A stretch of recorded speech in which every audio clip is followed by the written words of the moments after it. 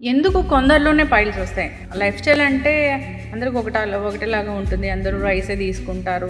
కానీ ఎందుకు కొందరిలోనే పైల్స్ వస్తాయి? మనకి ఎప్పుడైతే ఫిజికల్ యాక్టివిటీ చాలా తక్కువ ఉంటుంది, అంటే కొంతమంది sitting posture, sedentary life style ఉంటుంది. సెడెంటరీ లైఫ్ స్టైల్ అంటే ఓన్లీ కూర్చొని, ఇప్పుడు బ్యాంక్ జాబ్స్ ఉంటాయండి, కూర్చొనే చేస్తారు. ఐటీ జాబ్స్ ఉంటాయి, ఓన్లీ కూర్చొనే చేస్తారు. నిద్ర సరిగా పోకుండా లేట్ నైట్ 2 o'clock తినడం, 4 AM బిర్యానీ అని, మధ్యలో కొత్తగా 4 AM బిర్యానీ అని తినడం. మన మజిల్ బిల్డింగ్ కావాలి అంటే దానికి తగ్గట్టు ఫిజికల్ యాక్టివిటీ కూడా చేయాలి. కొంతమంది 6 eggs తిన్నా, నేను 10 eggs తిన్నా, 12 eggs తిన్నా, 10 ఎగ్గులు తింటే వర్కౌట్ చేయకపోతే మజిల్ బిల్డింగ్ ఎక్కడొస్తుంది? మలబద్ధకం డెవలప్ అవుతుంది. మలబద్ధకం డెవలప్ అయితే పైల్స్, ఫిషర్స్, ఫిష్లా డెవలప్ అయ్యే ఛాన్స్ ఉంటుంది. Welcome to RTV. సో జనరల్గా పైల్స్ ఇబ్బంది పెడుతూ ఉంటాయి. ఏజ్తో సంబంధం లేకుండా కూడా ఈ ప్రాబ్లం అనేది ఉంటూ ఉంటుంది. అయితే పైల్స్లో చాలా రకాలే ఉన్నాయి. కొందరైతే రకరకాల ట్రీట్మెంట్స్ తీసుకున్నా మళ్ళీ వస్తుందని చెప్తూ ఉంటారు. ఎందుకు ఈ ప్రాబ్లం? ఇవి పైల్స్ అని మనం ఎలా గుర్తించాలి? దీనికి ఎలాంటి ట్రీట్మెంట్స్ అందుబాటులో ఉన్నాయి? ఎలాంటి హోమ్ రెమెడీస్ ఉన్నాయి? అసలు హోమ్ రెమెడీస్ పాటించాలా వద్దా? వివరాలు తెలుసుకుందాం. మనతో పాటు ప్రముఖ హోమియో వైద్య నిపుణులు డాక్టర్ చందూరి రామకృష్ణ గారు ఉన్నారు. డాక్టర్ గారు నమస్తే అండి. మేడం నమస్కారం. స్పిరిచువల్ హోమియో క్లినిక్స్ అవునండి. అంటే ఆ పేరులోనే ఏదో మ్యాజిక్ లాగా ఉంటుంది. ఏదో పేషెంట్ వస్తే చాలా జాగ్రత్తగా చూసుకుంటారు, స్పిరిచువల్ వేలో కూడా వాళ్ళని ట్రీట్ చేస్తారనేది కూడా ఉంటుంది భావన. డాక్టర్ గారు, అయితే ఇది పైల్స్ అనే ప్రాబ్లము చాలా మంది పైల్స్ ఉన్నాయని తెలిసినా కానీ ఇంకా కూడా డాక్టర్ దగ్గరికి వెళ్ళని పరిస్థితి, చెప్పని పరిస్థితి. ముఖ్యంగా విమెన్ అయితే అసలు వెళ్ళి డాక్టర్ దగ్గర దాని గురించి డిస్కస్ చేయని పరిస్థితి కూడా ఉంటుంది. అవునండి. ఎందుకు ఇంత అడ్వాన్స్ ట్రీట్మెంట్స్ వచ్చినా దాని గురించి డిస్కస్ చేయరు? పైల్స్ ప్రాబ్లం అనేది ఎందుకు అంత ఎక్కువైపోయింది? సింపుల్ అండి. ఎందుకు డిస్కస్ చేయరు, ఎందుకు ఎక్కువైంది అని అంటే సింపుల్. డిస్కస్ ఎందుకు చేయరు అని అంటే, ఇప్పుడు ఫర్ ఎగ్జాంపుల్ ఒక పింపుల్స్ ఉన్నాయి, ముఖం మీద కనబడతాయి, చెప్తారు. లేకపోతే దగ్గు, జలుబు, కడుపులో నొప్పి, ఇవన్నీ చెప్పుకుంటారు. కాకపోతే పైల్స్ అనేటివి ఎక్కడొస్తాయి? మలద్వారంలో వస్తాయి. సో ఏంటి అంటే మొహమాటము, సిగ్గు, బిడియము, ఎవరితో చెప్పుకోవాలి. సో ఏంటి అంటే అదొక ప్రైవేట్ పార్ట్ కాబట్టి దాని గురించి చెప్పాలి అని అంటే మొహమాటంతో డాక్టర్ దగ్గరికి రారు. సో ఎప్పుడు డాక్టర్ దగ్గరికి వస్తారు? రక్తం ఎక్కువ పడుతుంది, రక్తం ఎక్కువ పోతుంది. రక్తం ఎక్కువ పోయినప్పుడు, మలబద్ధకం వచ్చినప్పుడు, నొప్పి వచ్చినప్పుడు, మంట, పైల్స్ ఉన్న వారికి మంట ఉంటుంది. మోషన్ పోయేటప్పుడు విపరీతమైన నొప్పి, మోషన్ ముక్కి పోవడము, మోషన్లో రక్తం పడడము, ఇంకొకటి కడుపు ఉబ్బినట్టు అనిపించడము, అలాగే విపరీతమైన మంట. తేన్పులు ఎక్కువ వస్తాయి వీళ్ళకు. కొంచెం తినగానే కడుపు ఉబ్బినట్టు అనిపిస్తుంది, బ్లోటింగ్ ఉంటుంది. సో ఇంకొకటి ఏంటంటే నోటి నుంచి దుర్వాసన కూడా వస్తుంది. ఎందుకంటే మోషన్ సరిగా రాకపోవడం వల్ల, మలబద్ధకం వల్ల నోటి నుంచి దుర్వాసన రావడం జరుగుతుంది. రక్తం ఎక్కువ పోతుంది కాబట్టి వీళ్ళకి ఏమవుతుంది? రక్తం తగ్గిపోతుంది, ఐరన్ లెవెల్స్ తగ్గిపోతాయి. ఎప్పుడైతే ఐరన్ లెవెల్స్ తగ్గిపోతాయో దగ్గు, దమ్ము, ఆయాసము, స్టెప్స్ ఎక్కాలన్నా కానీ ఆయాసం వస్తుంది, చక్కెర వచ్చి పడిపోతారు, ఫెయింటింగ్ ఉంటుంది, డిజ్జినెస్ ఉంటుంది, డ్రౌజినెస్ ఉంటుంది, వీక్నెస్ ఉంటుంది. ఎందుకైతే మళ్ళీ రక్తం తగ్గిపోతుంది. రక్తం తగ్గిపోతే ఏమవుతుంది? ఐరన్ తగ్గిపోతే ఏమవుతుంది? హెయిర్ ఫాల్ కూడా ఉంటుంది, స్కిన్ కంప్లైంట్స్ వస్తాయి, ముఖం అంతా పేల్ కావడం అనేది చూస్తుంటాము, నెయిల్స్ బ్రిటిల్ అయిపోతాయి, దేనికన్నా తాకినా కానీ నెయిల్స్ ఊసిపోవడం అనేది జరుగుతుంది. ఇంకొకటి పెదాలంతా ఎట్లా ఉంటాయి? పెదాలు ఎండిపోయినట్టు అనిపిస్తాయి, డ్రై ఉంటుంది. సో ఆయాసం కూడా డెవలప్ అవుతుంది, వెయిట్ లాస్ ఉంటుంది, ఎందుకంటే రక్తం పోతుంది కాబట్టి వెయిట్ లాస్ ఎక్కువ ఉంటుంది. సో ఇలాంటివన్నీ లక్షణాలు విపరీతమైతే, అంటే ఒకవేళ పైల్స్ ఎక్కువ అయిపోతే ఇలాంటి లక్షణాలు ఉంటాయి. సో సింపుల్గా మీకు మలబద్ధకం వచ్చి ఫస్ట్ టైము ఒకసారి రక్తం పడ్డది, రెండోసారి పడ్డది అంటే మీరు డాక్టర్ని సంప్రదించినట్టయితే క్యూర్ అనేది హోమియోపతిలో ఎలాంటి సర్జరీ లేకుండా ఎక్స్ట్రాడినరీగా క్యూర్ అవుతుందండి. పైల్స్ ఉన్నాయంటే బ్లడ్ వస్తుందా మోషన్ లో? సో పైల్స్ ఉన్నాయంటే మోషన్ అంతా పోయినాక బ్లడ్ రావడం అనేది చూస్తాం. సో ఈ పైల్స్ లో కూడా మళ్ళీ 2 రకాలు ఉంటాయి. సో ఏంటి అని అంటే ఇంటర్నల్ పైల్స్ ఉంటుంది, అంటే లోపట. ఎక్స్టర్నల్ పైల్స్ అంటే బయట. సో ఏంటి అంటే మనకి యానల్ కెనాల్ అంటే మలద్వారం ఉంటుంది కదండి, దానికి ఒక 3 సెంటీమీటర్ లోపట పైల్స్ అంటే వీన్స్ ఉంటాయి కదా, మన రక్తనాళాలు, అవి ఉబ్బిపోతాయి. అంటే ఇప్పుడు పాదాలలో ఒకవేళ మనకి వస్తే దాన్ని వెరికోస్ వీన్స్ అంటారు. అలాగే మలద్వారం లోపట వస్తే దాన్ని పైల్స్ అంటారు. సో లోపట వస్తే ఇంటర్నల్ పైల్స్ అని, అలాగే బయట వస్తే ఎక్స్టర్నల్ పైల్స్. గుత్తిలాగా ఏదైనా చిన్న పాలిప్, ఒక ఏదో మనకు ఒక సిస్ట్ లాగా తాకుతూ ఉంటుంది, సో దాన్ని పైల్ అని అంటారు. ఈ పైల్స్ ఇలాంటి కాంప్లికేషన్స్‌ని రైజ్ చేస్తాయి కాబట్టి హ్మ్. ట్రీట్మెంట్ అనేది చానా అవసరమే వీటికి. అవును. చాలా మంది కూడా ట్రీట్మెంట్ కోసం వెళ్లరు మీరన్నట్లుగా. అవును. ఎందుకంటే చెప్తున్నట్లుగా సర్జరీ అంటే భయపడతారు. అవును. సర్జరీ చేసినా మళ్ళీ వస్తాయి అనేది కూడా ఉంది. అవును. ఎందుకు డాక్టర్ గారు అట్లా ఉంది? సర్జరీ చేస్తే మళ్ళీ వస్తాయి. లేదా ఏదో థ్రెడ్స్‌గా వేయించుకున్నారు మళ్ళీ వచ్చినాయి. లాస్ట్ టైము ఒక వీడియోలో చూసాను నేను. హ్మ్. వేరే డాక్టర్‌ని చేసినప్పుడు హ్మ్. ఆ డాక్టర్‌కి రాసారనమాట. ఈ హ్మ్. ట్రీట్మెంట్ తీసుకున్నాము మళ్ళా పైల్స్ వచ్చినాయి అని కామెంట్స్ రాసారు. చాలా మంది రాస్తారు. అవును. అవును. అందుకే. అవును. మేడం సింపుల్ అండి. ఇప్పుడు ఉదాహరణకి మీకొక విషయం చెప్తాను. మనము చెట్టు ఉందండి. హ్మ్. చెట్టుకి పురుగొచ్చింది. హ్మ్. పురుగొస్తే ఆకులుంటాయి గదా! ఆకులంతా పురుగు పడతాయి. హ్మ్. మనం ఏం జేస్తాము? ఆకులు కట్ జేస్తాం. ఆకులు కట్ జేస్తే మళ్ళా పురుగొస్తదా? రాదా? హ్మ్. కానీ మనం ఏం జేస్తాం చాలామంది చెట్టు వేర్లలో మనం ఏం జేస్తాం? ఫర్టిలైజర్ ఏస్తాం. హ్మ్. పెస్టిసైడ్ ఏస్తాం. ఎందుకు వేర్లలో ఏస్తాము? వేర్లలో ఏస్తే ఆటోమేటిక్‌గా దాని నుంచి ఏమన్నా మనకి పురుగులు గానీ, ఇన్ఫెక్షన్ గానీ ఏమన్నా ఉంటే ఆటోమేటిక్‌గా క్యూర్ అనేది జరుగుతది. అప్పుడు ఆకులు మంచిగా వస్తాయి. అంతేగాని ఒక ఆకొచ్చిందని కట్ జేసి, ఇంకొక ఆకొచ్చింది కట్ జేసి, ఇంకో ఆకొచ్చిందని అప్పుడు మొత్తం చెట్టే తీయాల్సొస్తది. హ్మ్. సో, అలాగే మీకు ఎప్పుడైతే పైల్స్ ఉన్నాయో, ఆ పైలు ఉన్నదాన్ని కట్ జేస్తే అసలది ఎందుకు డెవలప్ అయింది? ఆ హ్మ్. వీన్ ఎందుకు ఎంగార్జ్ అయింది? ఆ వీను మనకు రక్తనాళాల్లో ఎందుకు వాపొచ్చింది? హ్మ్. వాపొచ్చిందని కట్ జేస్తే ఇంకో వీన్ వాపొస్తది. హ్మ్. ఇంకొకటి కట్ జేయాల్సొస్తది. కానీ ఎందుకు వాపొచ్చింది?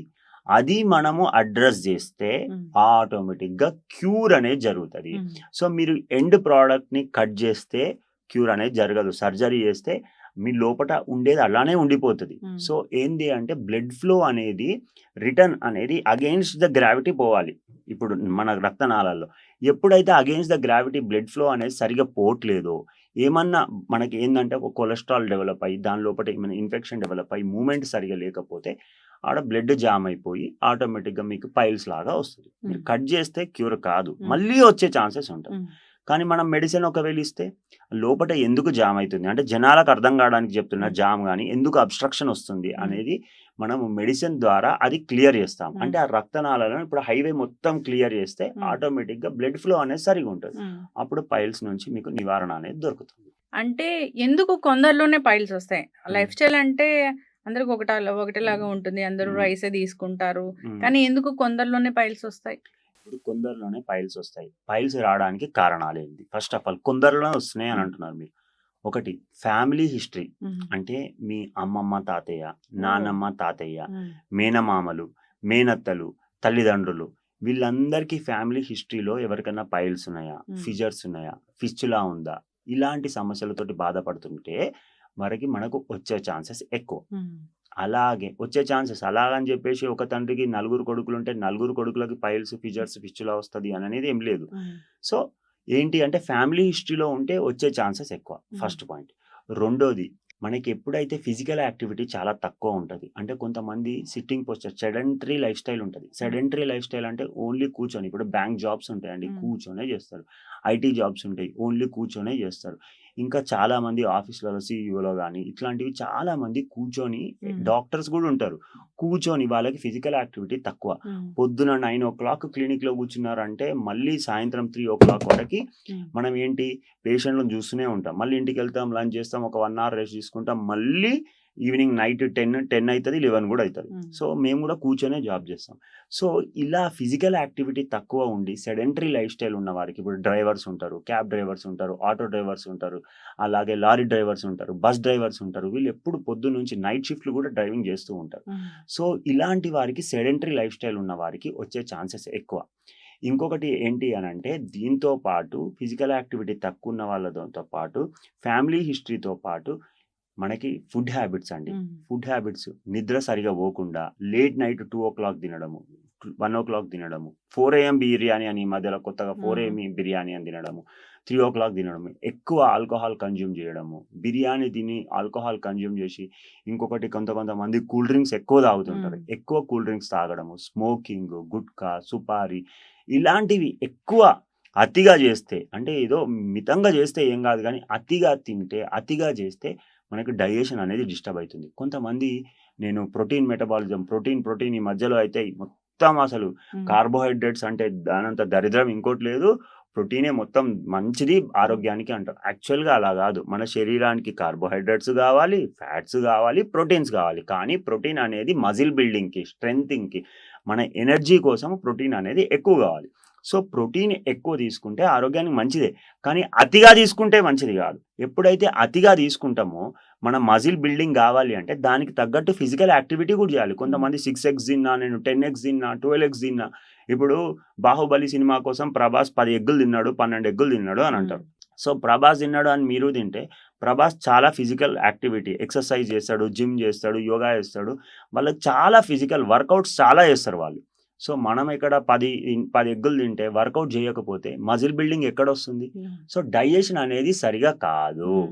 అప్పుడు ప్రోటీన్ ఎక్కువ తీసుకున్నప్పుడు ఫిజికల్ యాక్టివిటీ ఎక్కువ చేయాలి, వర్కౌట్స్ ఎక్కువ చేయాలి, యోగా చేయాలి, ప్రాణాయామ చేయాలి. అప్పుడు ఏమైతది? డైజెషన్ సరిగా అయితది. ఎప్పుడైతే జీర్ణక్రియ బాగుంటుందో గ్యాస్ట్రిక్ సమస్యలు రావు. ఎప్పుడైతే డైజెషన్ బాగుంటుందో గ్యాస్ట్రిక్ సమస్యలు రావు. ఎప్పుడైతే డైజెషన్ బాలేదో మలబద్ధకం డెవలప్ అయితుంది. మలబద్ధకం డెవలప్ అయితే పైల్స్, ఫిషర్స్, ఫిస్టులా డెవలప్ అయ్యే ఛాన్స్ ఉంటుంది. ఈ వీన్స్‌లో నుంచి కూడా స్టాసిస్ అనేది డెవలప్ అయితుంది. ఫిజికల్ యాక్టివిటీ ఎక్కువ ఉంటే ఇప్పుడు చూడండి మేడం, మీరు ఎక్కడన్నా ఒక బైక్ ఉంది. ఆ బైక్ మనం ఒక 2 మంత్స్, 3 మంత్స్ వాడకపోతే లాక్ ఓపెన్ చేయాలన్నా టఫ్ అయితది. మనం ఏం చేస్తాం? ఆయిల్ పోస్తాం. ఆయిల్ పోసి లాక్ ఓపెన్ చేస్తాం. అలాగే ఎప్పుడైతే మనకు ఫిజికల్ యాక్టివిటీ లేదో బ్లడ్ ఫ్లో అనేది కరెక్ట్‌గా ఉండదు. మీరు ఎప్పుడైనా ఎక్సర్సైజ్ చేసినప్పుడు, మంచిగా ఫిజికల్ యాక్టివిటీ చేసినప్పుడు ఆయాసము, మనకు హార్ట్ బీట్ అనేది వినబడుతుంటది. మనకు చెమటలొస్తాయి. బ్లడ్ ఫ్లో అనేది సరిగా ఉంటది. సర్క్యులేషన్ సరిగా ఉంటది. యోగా చేసినప్పుడు కూడా మనం ఇన్‌హేల్, ఎక్స్‌హేల్ ఎక్సర్సైజ్ చేసినప్పుడు బ్లడ్ ఫ్లో అనేది సరిగా ఉంటది. సో, ఇక్కడ పైల్స్‌లో ఏంటి అనంటే బ్లడ్ ఫ్లో అనేది సరిగా ఉండాలి. అంటే ఫిజికల్ యాక్టివిటీ బాగుండాలి. అందువల్లే ఎవరైతే ఫిజికల్ యాక్టివిటీ తక్కువ ఉంటదో, ఫ్యామిలీ హిస్టరీ ఉందో, ఎవరికైతే ఇలాంటి సెడెంటరీ లైఫ్ స్టైల్స్ ఉన్నాయో, ఎవరైతే ఫుడ్ హ్యాబిట్స్ బాలేవో వాళ్ళలో పైల్స్ ఎక్కువ చూస్తాం మనం. ఓకే. పైల్స్ వచ్చాయి. అయితే పేషెంట్ మీ దగ్గరికే వచ్చారన్నప్పుడు ట్రీట్మెంట్ అంటే ఎలా ఉంటుంది డాక్టర్ గారు? Simple madam. హోమియోపతి ట్రీట్మెంట్ ఎలా ఉంటుందంటే ఫస్ట్ రాగానే మేము పేషెంట్ క్యాబిన్‌లో ఎంటర్ అయితున్నప్పటి నుంచి అబ్జర్వ్ చేస్తాం. ఎలా అంటే కొంతమంది ఫాస్ట్‌గా వచ్చి కూర్చుంటారు. కొంతమంది మెల్లిగా వచ్చి కూర్చుంటారు. కొంతమంది క్యాబిన్ మొత్తం అబ్జర్వ్ చేస్తారు. సో, కొంతమంది వచ్చి కూర్చున్నాక ప్రశ్న అడుగుతూనే జవాబు చెప్తారు. కొంతమంది వాళ్ళే స్టార్ట్ చేసి చెప్తూనే ఉంటారు. కొంతమంది చెప్పిందే మళ్ళీ మళ్ళీ చెప్తారు. చెప్పిందే మళ్ళీ మళ్ళీ చెప్తారు. కొంతమంది ఏం చెప్తారు? ఒక ప్రాబ్లమ్ చెప్తారు. ఫస్ట్ పైల్స్ గురించి చెప్తారు. తర్వాత దగ్గు గురించి చెప్తారు. తర్వాత నాకు పింపుల్స్ వచ్చినాయి అని చెప్తారు. అంటే అనార్గనైజ్డ్‌గా చెప్తారు. కొంతమంది నాకు పైల్స్ వచ్చినాయండి. దానికి ముందు కాన్‌స్టిపేషన్ ఉండేయండి. దానికి ముందు జీర్ణ సమస్యలు బాలేవండి. దానికి ముందు నాకు ఆస్తమా ఉండే ఒక పద్ధతిలో చెప్తారు. సో, ఇలాగా ఆర్గనైజ్డ్‌గా చెప్పే వాళ్ళకి ఒక మెడిసిన్ ఇస్తాము. ఒక టాపిక్ చెప్తారు. ఆ టాపిక్ నుంచి వేరే టాపిక్ వెళ్ళిపోతారు. ఆ టాపిక్ నుంచి ఇంకో టాపిక్‌కి వెళ్తారు. వాళ్ళకి వేరే మెడిసిన్ ఇస్తాం. ఫాస్ట్‌గా క్యాబిన్‌లోకి ఎంటర్ అయ్యి వచ్చి కూర్చున్న వాళ్ళకి ఒక మెడిసిన్ ఇస్తాం. సైలెంట్‌గా ఎక్కువ మాట్లాడకుండా ఉండేవారికి ఒక మెడిసిన్ ఇస్తాం. అట్లా కూడా ఉంటదా? తక్కువ మాట్లాడే వారికి వేరే మెడిసిన్ ఇస్తాం.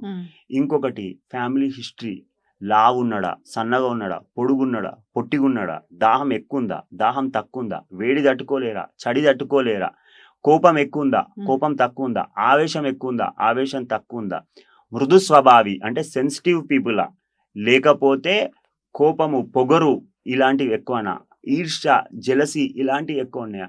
ఇవన్నీ మెంటల్ సింప్టమ్స్ కన్సిడర్ చేసి పొట్టి, పొడుగు, లావు, ఎత్తు ఇవన్నీ కన్సిడర్ చేసి వ్యాధులు ఎలాంటి వ్యాధులతో బాధపడుతున్నారు. వ్యాధులలో కూడా సాఫ్ట్ ఇష్యూస్ అంటే లివర్ ఎఫెక్ట్ అయిందా, స్ప్లీన్ ఎఫెక్ట్ అయిందా, హార్ట్ ఎఫెక్ట్ అయిందా, ఇవి లేకపోతే బోన్స్, మజిల్స్, జాయింట్స్ ఇవన్నీ స్ట్రాంగ్ ఉంటాయి కదా, లిగమెంట్స్, టెండాన్స్ అవి ఎక్కువ ఎఫెక్ట్ అయినాయా?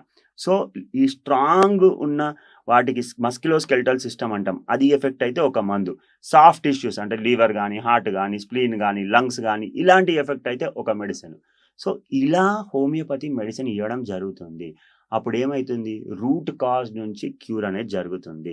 సో, మీ మైండ్ లెవెల్‌లో మెడిసిన్ పనిచేస్తుంది. తద్వారా బ్రెయిన్ మంచిగా అవుతుంది. తద్వారా మీ హార్మోన్స్ మంచిగా అవుతుంది. తద్వారా మీ బ్లడ్ సర్క్యులేషన్ అనేది మంచిగా అవుతుంది. తద్వారా మీ ఇమ్యూనిటీ పెరుగుతుంది. తద్వారా మీకు వ్యాధి రూట్స్ నుంచి క్యూర్ అనేది జరుగుతుంది. అందుకే పైల్స్‌కి మన దగ్గర ఎన్ని కేసెస్ అండి, చాలామంది ఇప్పుడు నాన్ వెజ్ ఎక్కువ తినేవారు ఉంటారు. మనకి సైదాబాదు, ఫలక్నామా ఇక్కడ నుంచి చాలామంది, జహీరాబాదు, ఇట్లా నిజామాబాద్ నుంచి కొంతమంది, మహబూబ్ నగర్ నుంచి చాలా పేషెంట్స్ వస్తారు. అక్కడ నుంచి పర్టిక్యులర్‌గా మనము ఎక్కువ లావుండి ఎక్కువ నాన్ వెజ్ తినే వాళ్ళలో మనము ఈ పైల్స్ సమస్య ఎక్కువ చూస్తుంటాం. నాన్ వెజ్ ఎక్కువ తిని వాటర్ తక్కువ తీసుకునే వారికి. చాలామంది ఇప్పుడు మనకి ఈ పేర్లు చెప్పరాదు గానీ నేను మనకి ఫలక్నామా, సైదాబాద్, సంతోష్ నగర్ నుంచి చాలామంది పేషెంట్స్ వస్తారు. పైల్స్ హిందీలో బవాసీర్ అంటారు. వాళ్ళకి ఎక్కువ పైల్స్ ఎక్కువ ప్రాబ్లమ్ ఉంటది. ఎందుకు? నీరు తక్కువ తాగుతారు. ఇంకొకటి రాత్రి 2 గంటల వరకు, 3 గంటల వరకు మేల్కొని ఉంటారు. సో నాన్ వెజ్ ఎక్కువ తింటారు. అందుకే వాళ్ళకి ఎక్కువ చూస్తుంటాం. ఇప్పుడు పైల్స్ పేషెంట్ మీ దగ్గరకు వస్తే వాళ్ళ different metabolism, different mental condition, ఇది మొత్తం కూడా అందరికీ ఒకటేలాగా మెడిసిన్ ఉండదు. Different people different problem medicine అట్లా ఉంటుంది. అయితే డాక్టర్ గారు, ఈ పైల్స్ అనేవి కొందరిలో నొప్పి లేకుండా బ్లడ్ రాకుండా ఉంటాయి. అవి వాటికి ట్రీట్మెంట్ అవసరమా? అవునండి. ఇప్పుడు ఒక్కటే మేడం, సింపుల్. మనకు ఒక నానుడి ఉంటుంది, గోరుతోటి పోయేది గొడ్డలి దాకా తెచ్చుకోవద్దు. సో మీకు నొప్పి లేదు, బ్లడ్ లేదు, కానీ పైల్స్ ఉన్నాయి అని అంటే ట్రీట్మెంట్ తీసుకోవడం వల్ల నష్టం ఏంటి చెప్పండి? ఒకవేళ ట్రీట్మెంట్ తీసుకోలేదు, అది దినదినం ఏమవుతుంది, వరుస అయిపోయి ఫ్యూచర్లో బ్లడ్ రావడం జరుగుతుంది. తర్వాత గుత్తుల్లాగా మల్టిపుల్ పైల్స్ డెవలప్ అయ్యే ఛాన్స్ ఉంది. సో నేనంట స్టార్టింగ్లోనే ప్రాబ్లం ఉన్నప్పుడు మీకు తెలిస్తే ఎలా తెలుస్తుంది? కొలనోస్కోపీ చేస్తారు, ప్రోక్టోస్కోపీ చేస్తారు. మోషన్ పోయేటప్పుడు కొంచెం నొప్పి వస్తుంది, అడప అప్పుడప్పుడు నొప్పి వస్తుంది. లేకపోతే తిన్నది అజీర్తి, అంటే కొంచెం తినగానే కడుపు ఉబ్బినట్టు అనిపిస్తుంది. తేన్పులు ఎక్కువ వస్తున్నాయి. మలబద్ధకం సమస్య, ఫ్రీక్వెంట్గా మలబద్ధకం. సో మీకు ఏంటి అని తెలిస్తే, కొంచెం స్టార్టింగ్ లెవెల్లో ఉన్నప్పుడు, ఫస్ట్ గ్రేడ్లో ఉన్నప్పుడు ఏమవుతుందండి, ఇప్పుడు మనకు షర్ట్ మీద ఒక మరక ఉంది, కొంచెం చిన్న మరక ఉన్నప్పుడే మనం క్లీన్ చేసేస్తే ఏమైపోతుంది, ఆటోమేటిక్గా క్యూర్ అనేది జరుగుతుంది. సో అంటే క్లీన్ అనేది జరుగుతుంది. ఇక్కడ కూడా అంతే, చిన్నగా ఉన్నప్పుడు సమస్య మనం తీసేస్తే తగ్గిపోతుంది, కానీ పెద్దగా అయినాక మనం ఏమీ చేయలేము. సో ముందుగానే గుర్తించి ట్రీట్మెంట్ తీసుకోవడం అవసరము. ఏదైనా కొంచెం అబ్నార్మల్గా అనిపిస్తే డాక్టర్ దగ్గరికి వెళ్ళాల్సిందే.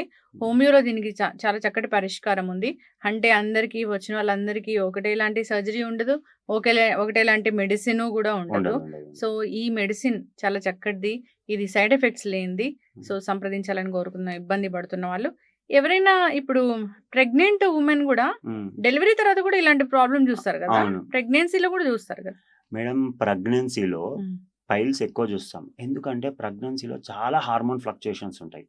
సో ఎందుకు చూస్తాము? మంచి క్వశ్చన్ మేడం, ఎక్స్ట్రాడినరీ క్వశ్చన్. ఎందుకంటే చాలామంది ప్రెగ్నెన్సీలో పైల్స్ సమస్య, ప్రెగ్నెన్సీలో షుగర్ సమస్య, ప్రెగ్నెన్సీలో థైరాయిడ్ సమస్య. మీరు చూస్తున్నారా, ప్రెగ్నెన్సీలో నాకు షుగర్ వచ్చింది, జెస్టేషనల్ డయాబెటీస్ అని అంటారు. సో ప్రెగ్నెన్సీలో నాకు థైరాయిడ్ వచ్చింది, తర్వాత నార్మల్ ఉంది. ప్రెగ్నెన్సీలో నాకు పైల్స్ వచ్చింది, తర్వాత నార్మల్. ఎందుకంటే ప్రెగ్నెన్సీలో చాలా హార్మోన్ చేంజెస్ అవుతాయి. సో ప్రెగ్నెన్సీలో ఏంటి అని అంటే మనం ఒకటే దగ్గర ఉండాల్సి వస్తుంది, రెస్ట్ తీసుకోమంటారు, యాక్టివిటీ తక్కువ ఉంటుంది. సో ఇంకొకటి, ఫస్ట్ టైం ప్రెగ్నెన్సీలో ఉన్నప్పుడు చాలా ఇరిటేషన్, హార్మోన్ ఫ్లక్చుయేషన్స్ ఇవన్నీ ఉంటాయి. సో ప్రెగ్నెన్సీలో ఏమైతాయి అంటే ప్రొజెస్ట్రాన్, ఈస్ట్రోజన్ హార్మోన్స్ ఫ్లక్చుయేషన్స్ చాలా చూస్తుంటాం. ఎప్పుడైతే ప్రొజెస్ట్రాన్ పెరిగి ఈస్ట్రోజన్ అనే హార్మోన్ తగ్గిపోయింది అనుకోండి, ఆటోమేటిక్గా శరీరంలో కొల్లాజిన్ అనేది తగ్గిపోతుంది.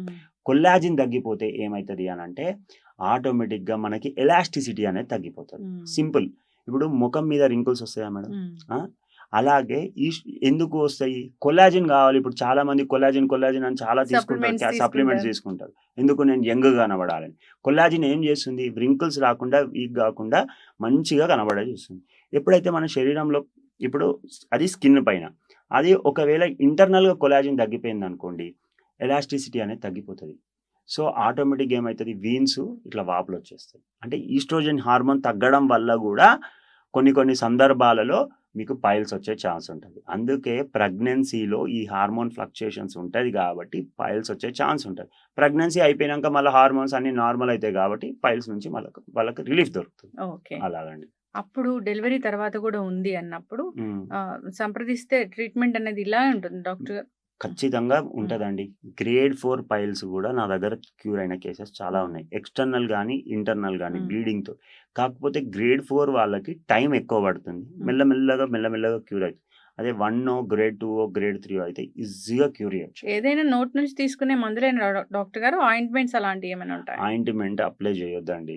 ఆయింట్మెంట్ నేను అదే చెప్తున్నా మీకు, బయటికి కనబడేది దానికి అప్లై చేస్తే ఎలా తగ్గుతుంది, దాన్ని కట్ చేస్తే ఎలా తగ్గుతుంది, ఆ హార్మోనల్ ఇంబ్యాలెన్స్ అయినా గానీ, కొల్లాజెన్ ప్రాబ్లమ్ ఉన్నా గానీ, కాన్‌స్టిపేషన్ మలబద్ధకం సమస్య వల్లొచ్చినా గానీ, లేకపోతే ఇంకా ఏ ఇష్యూస్ వల్లొచ్చినా గానీ, మెడిసిన్ ఏస్తే ఏమైతది అనంటే, ఆ రక్తనాళాల్లో బ్లడ్ ఫ్లో అనేది సరిగ్గా జరుగుతది. హ్మ్. మీకు జనాలకు అర్థం కావడానికి చెప్తున్నా. దాని లోపట ఏమైనా చెత్త పేరుకపోయింది. ఫర్ ఎగ్జాంపుల్ కొలెస్ట్రాల్ పేరుకపోయింది. లేకపోతే ఏమన్నా ఇంత ఉన్న హ్మ్. రక్తనాళం ఇంత అయిపోయింది. హ్మ్. సో, మీకు బయటికి ఇట్లా బొడపలాగా వచ్చింది. ఇది కట్ జేస్తాము. కానీ రక్తనాళం సన్నగానే ఉంటది. మళ్ళా అదే ప్రాబ్లమ్ మళ్ళా బయటికొస్తది. నేనేమంటున్నా మీకు ఇట్లా బయటికొచ్చింది ఇట్లా కట్ జేయడం కాదు. ఇది ఎందుకు జామ్ అయింది? ఇది నార్మల్ అయ్యేలా చేస్తాం మన మెడిసిన్ తోటి. హ్మ్. ఎప్పుడైతే ఇది నార్మల్ అయిపోతదో ఆటోమేటిక్‌గా బ్లడ్ ఫ్లో సరిగుంటది కాబట్టి ఇట్లా బయటికి రాదు. సో, మనం ఇట్లా బయటికొచ్చింది ఇది కట్ జేస్తే, ఇది మాత్రం నారోగున్నది. ఇది ఎట్లా క్యూర్ జేస్తాము? మళ్ళా కొన్ని రోజులైనంక మళ్ళా బయటికొస్తది ప్రెషర్ వల్ల.